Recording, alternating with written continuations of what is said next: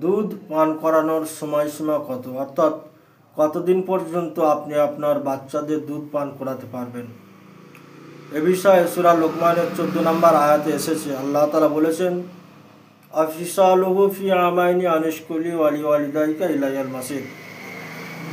অর্থাৎ শিশুর দুধ পানের সময়কাল হলো 2 বছর, অর্থাৎ 2 বছর আপনি আপনার বাচ্চার দুধ পান করাতে পারবেন, অর্থাৎ 24 মাস।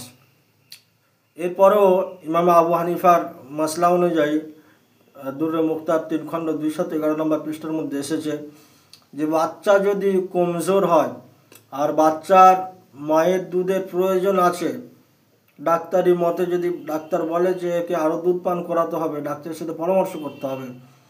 তো বাচ্চার যদি দুধের প্রয়োজন থাকে, বাচ্চার শরীর কমজোর থাকে, সেক্ষেত্রে আপনি 2.5 বছর পর্যন্ত দুধ পান করাতে পারবেন।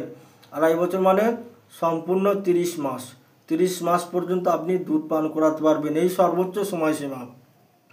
2.5 বছর অর্থাৎ 30 মাসের উপরে হয়ে গেলে আর দুধ পান করানো যাবে না। আপনি যদি তাও দুধ পান করান তাহলে হারাম হবে, নাজায়েজ হবে, গুনাহ হবে।